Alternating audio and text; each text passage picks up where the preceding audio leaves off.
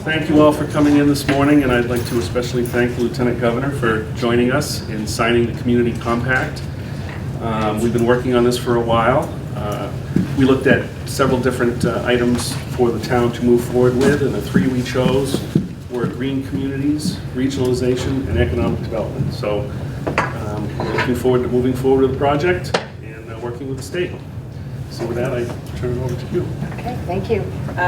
Thank you, and good morning. It's great to start officially the week here with all of you. I want to thank the department heads and staff here at Douglas Town Hall for what you do. You are literally on the front lines doing amazing work to help this community move forward. And let me just introduce who's here too. I don't know if you know Janet Pierce. She's a big part of our success in this compact program. And of course, you know Joe McKenna, your state representative. But before getting into the details of the program, I'd like to offer some time to Representative McKenna, who's been a real big champion for our cities and towns, including those in his district, and for the work that our administration is doing for municipalities. Yeah. One of the big privileges I've had in the first term serving was to work with Governor Baker and Lieutenant Governor Polito and to see their commitment to our municipalities from day one. I think the first executive action that the governor took was putting more support into cities and towns. And this program that Lieutenant Governor Polito spearheaded was a direct representation of their commitment to making sure that cities and towns have the tools to provide the best services to the people and then have the resources to back up those tools. And they've done a phenomenal job. I think you're well over, what, 250 communities? Your lucky number today is 249. Oh, one off. One off. So we're gonna get there today though. So. I had the privilege to be at one of these signings in several of my other communities, and it's just wonderful to see that commitment to the communities, to making sure that you all have the proper tools and ability to serve the people, because you're the people that, you know, all the residents of the town interact with government here at Town Hall. So to do that as smoothly as possible is a wonderful thing. So thank you very much. Thank you. And Janet Pierce is from Central Mass Regional Planning. I know for those in the economic development part of the community, you probably do a fair amount of work. And relative to the best practices, I know the economic development plan, something that Central Mass Regional Planning will assist with, as well as the regionalization of services is also something that you'll provide help with through the compact program. So in other words, we provide a grant and Central Mass will be the professional expert team to bring the advice to you and guidance that you need.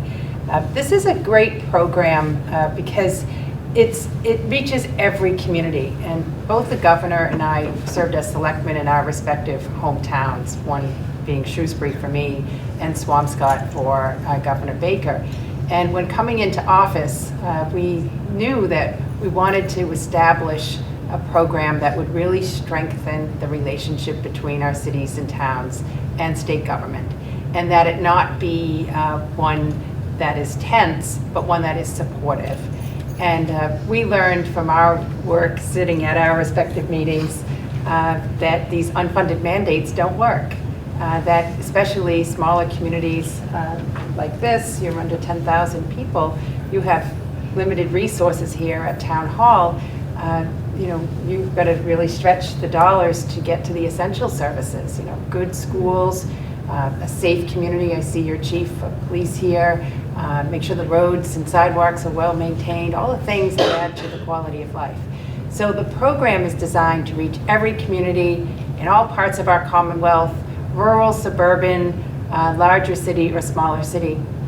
And in fact, now, almost 2 years later, having signed 249 compacts, you can see that it's reaching every community. What I love about the program is that it is driven by you. You come together as community leaders, Al and others, and you decide what you want to work on. And sometimes these are issues that are sort of hovering on the back burner that you just can't get to, that you really like to get to, but they just don't have enough time and resources to get to. So you can put them in the front of your agenda and have the resources available to get it done. For a community like Douglas, to establish the criteria necessary to become a green community, that's obviously a laudable goal for you. The economic development guidelines will be really important to help you figure out how to expand your tax base. A lot of the residents that live here, they shoulder the burden of providing the funds for local services.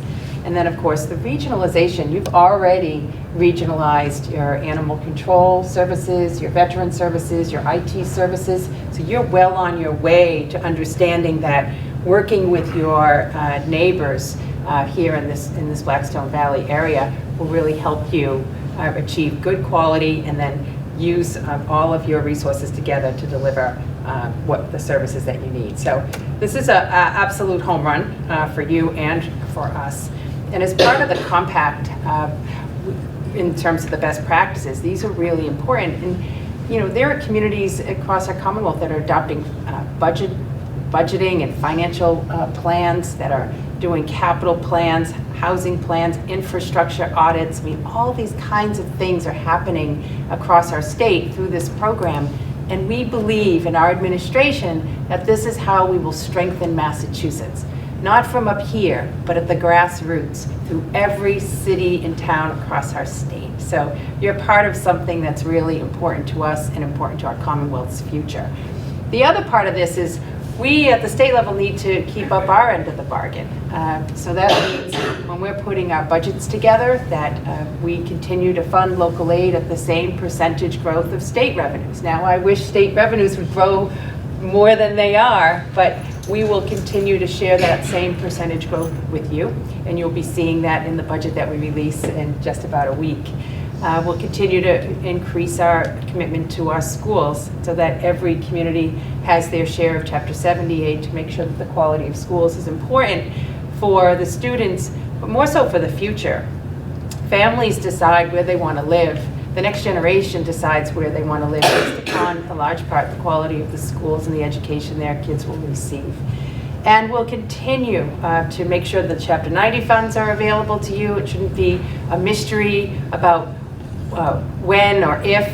These are dollars that you absolutely need for your roads and your sidewalks and your local projects. So you'll see us continue to make that commitment. It's embedded in our 5-year capital plan. And we'll continue to have this open dialogue. There's a lot of things I learned over the course of the year traveling the Commonwealth.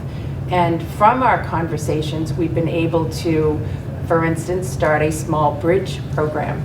A lot of local 20-foot section bridges and culverts go unmaintained because you just don't have a lot of resources. So we started a program that you can apply to and receive funds for because you're a member of the Compact program. IT, you know that technology is driving our economy. It's driving the way organizations like this have to deliver service. So embedding technology in your local government will certainly help you be more productive and responsive to the people there. So we started an IT program that you can apply to for grants to bring more technology into this community.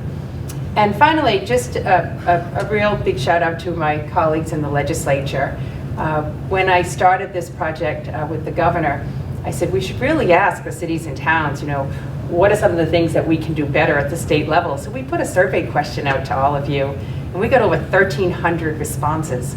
So we took every one of those ideas and we put them into a municipal modernization bill. This bill is 200 pages, deep in the weeds, boring municipal geek kind of stuff that Hal likes, right? And we said, we're going to file this bill, we're going to work like mad with our local officials to get this done. They divided up the bill in the legislature to 5 committees, 5 hearings. Many local officials got into Boston and testified, and we got 90% of that bill passed. So that gives you the tools to do the work better at the local level. So a lot of good things that we're accomplishing together, making a lot of progress on this relationship between the state and our cities and towns. And I'm very grateful to have the honor to work with the governor and to work with all of you traveling this state. I love showing up physically in the places where these decisions are being made. It's very empowering to me to see you, to meet you, and to see how excited you are to do the job that you do every day for the people here in this community and others. So thank you for having me, and thank you for choosing to sign up, Hal. Maybe you have a few comments you'd like to make? Yes, I'd like to thank you and the governor for coming up with an innovative program and implementing it.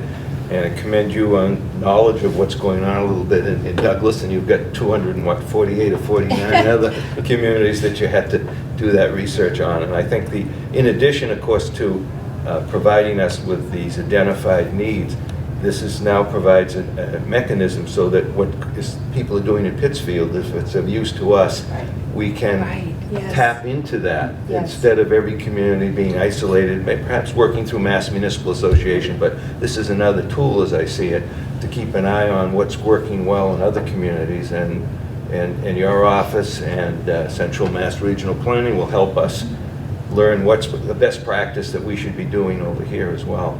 And I think it's a great program, and I like the fact that it's driven from the bottom up, so to speak, and so it's just apple pie and motherhood, the way I see it. And you obviously... Without the calories. You obviously have a strong connection to the state, given the state forest that is here, Yep. and Wallam Lake, and all those amenities are very attractive to the people who live here. So we'll continue to do our part, and you're doing yours, and happy to sign away. 249.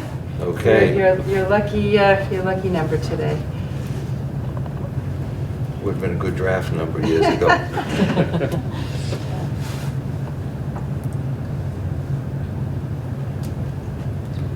Okay, congratulations. I guess it's official. Thank Thank you you guys very very much.